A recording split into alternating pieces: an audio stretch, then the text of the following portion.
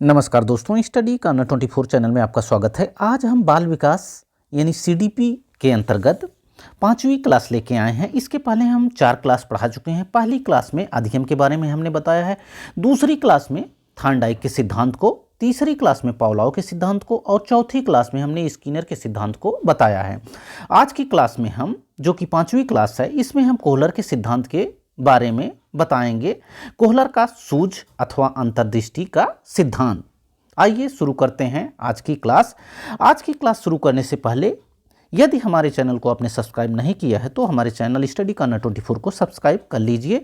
हमने CTET EVS की class भी पढ़ाई हुई है, जिसका प्लेलिस्ट बनाया हुआ है। प्लेलिस्ट का लिंक हम अपने डिस्क्रिप्शन बॉक्स में देंगे, वहाँ से आप ईवीएस की सारी क्लास पढ़ सकते हैं।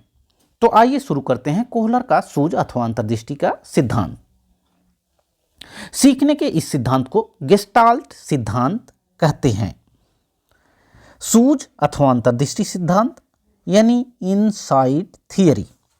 सीखने के इस सिद्धांत को गेस्टाल्ट का सिद्धांत कहते हैं। इसके अलावा पूर्णाकार का सिद्धांत, समग्र सिद्धांत, सोच का सिद्धांत, पूर्ण अंश का सिद्धांत, सूझ सिद्धांत अथवा अंतर्दृष्टि सिद्धांत आदि नामों से जाना जाता है। सूझ सिद्धांत, पूर्ण से अंश सिद्धांत, सोच का सिद्धांत, पूर्णाकार सिद्धांत, समग्र सिद्धांत, अंतर्दृष्टि सिद्धांत आदि नामों से जाना जाता है कोहलर का सूझ अथवा अंतर्दृष्टि सिद्धांत को। इन सब बातों को आपको ध्यान रखना है। इस सिद्धांत के प्रतिपादक वर्दीमर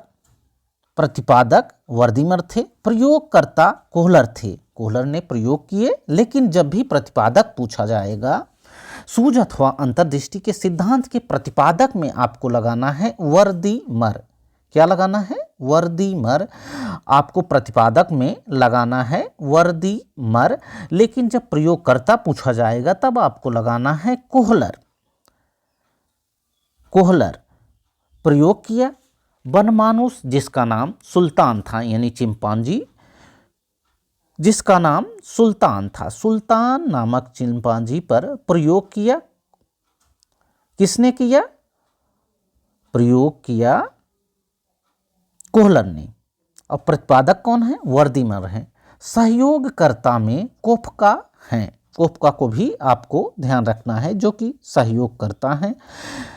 सूझ अथवा अंतर्दृष्टि का सिद्धांत का प्रतिपादन कब किया गया? 1912 ईस्वी में। आपको इसको भी ध्यान रखना है।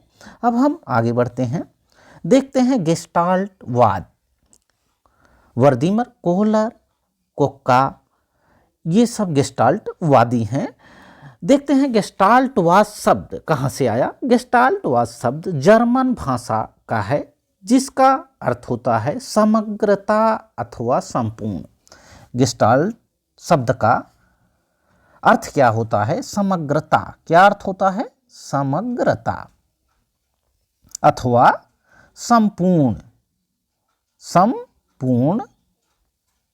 गेस्टाल्ट शब्द जर्मन भाषा का है। कहाँ का है? जर्मन भाषा का है, जिसका अर्थ होता है समग्रता अथवा संपूर्ण। इस सिद्धांत के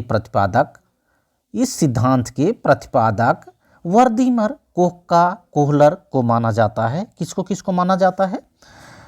वर्दीमर, कोफका, कोहलर को माना जाता है। लेकिन प्रतिपादक में जब भी आपका एक नाम रहता है तो वर्दीमर आप लगाएंगे। इस सिद्धांत के प्रतिपादक वर्दीमर, कोफका, कोहलर को माना जाता है। 1912 में जर्मनी में, कहाँ पे? जर्मनी में गेस्टाल्ट संप्रदाय का उदय हुआ। गेस्टाल्ट संप्रदाय का उदय कहाँ पे हुआ? गेस्टाल्ट संप्रदाय का उदय जर्मनी में हुआ। कब हुआ? 1912 ईस्वी में। गेस्टाल्टवादियों का मानना है, जब तक समस्या दिखाई नहीं देगी तब तक समस्या का हल नहीं होगा। जब तक समस्या दिखाई नहीं देगी तब तक समस्या का हल नहीं होगा। गेस्टाल्टवादियों का मानना है, जब तक समस्या दिखाई नहीं देगी तब तक समस्या का हल नहीं होगा। गेस्टाल्टवादियों के अनुसार अंतर्दृष्टि का सिद्धांत 5 संप्रतियों के आधार पर कार्य करता है। कितने संप्रतियों के आधार पर? 5 संप्रतियों के आधार पर कार्य करता है, आपको याद रखना है। गेस्टाल्टवादियों के अनुसार अंतर्दृष्टि का सिद्धांत 5 संप्रतियों के आधार पर कार्य करता है, जिसमें लक्ष्य यानी गोल, बाधा, तनाव, संगठन, पुनरुत्थान हैं। ये 5 संप्रत्यय कौन कौन से हैं? लक्ष्य हैं। जब आप लक्ष्य की तरफ बढ़ेंगे तो बाधाएं आएंगी, जब बाधाएं आएंगी तो तनाव होगा, फिर संगठन होगा, पुनरुत्थान होगा। इतनी बातें आपको ध्यान रखनी है। गेस्टाल्टवादियों के अनुसार अंतर्दृष्टि का सिद्धांत 5 संप्रतियों के आधार पर कार्य करता है, जिसमें लक्ष्य, बाधा, तनाव, संगठन और पुनरुत्थान है। अब हम आगे बढ़ते हैं, देखते हैं कोहलर को। कोहलर ने कई तरह के पशुओं जैसे बनमानुष, बंदर, मुर्गी आदि पर प्रयोग किए, परंतु उनके द्वारा सुल्तान नामक चिंपांजी पर किया गया प्रयोग सर्वाधिक प्रचलित है। कोहलर ने विभिन्न पशुओं पर प्रयोग किए, लेकिन इनके द्वारा जो सुल्तान नामक चिंपांजी था उस पे जो इन्होंने प्रयोग किया वह सर्वाधिक प्रचलित है। कोहलर ने कुल 6 चिंपांजियों पर प्रयोग किया, इसको भी आपको ध्यान में रखना है। कोहलर ने कुल कितने चिंपांजियों पर प्रयोग किया? 6 चिंपांजियों पर प्रयोग किया।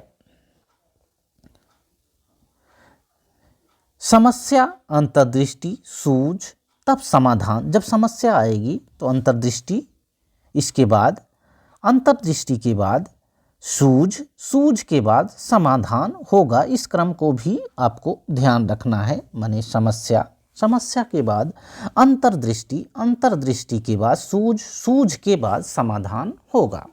अब हम आगे बढ़ते हैं और देखते हैं कोहलर ने जो प्रयोग किए। कोहलर का पहला प्रयोग हम देखते हैं। कोहलर ने सुल्तान नामक चिंपांजी पर एक ऐसे कमरे में बंद कर दिया। कोहलर ने जो सुल्तान नामक चिंपांजी पर प्रयोग किया, उन्होंने सर्वप्रथम क्या किया? कोहलर ने सुल्तान नामक चिंपांजी को एक ऐसे कमरे में बंद कर दिया जिसकी छत से केले लटके हुए थे, जैसा कि फिगर में दिख रहा है।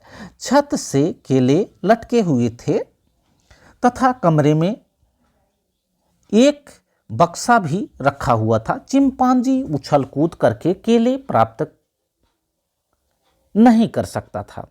जैसे वह काफी प्रयास के बाद उछल कूद करता रहा, लेकिन केले को प्राप्त नहीं कर सका, परंतु बक्से को कमरे के बीच में रखकर तथा उस पर खड़ा होकर उछलने पर केले पा सकता था। सुल्तान ने पहले उछल कूद करके केले प्राप्त करने का प्रयास किया, उछल कूद करके केले प्राप्त करने का प्रयास किया, परंतु केले प्राप्त करने में असफल रहा। अचानक उसे कुछ सूझा तथा उसने बक्से को प्लेटफॉर्म के रूप में केले के ठीक नीचे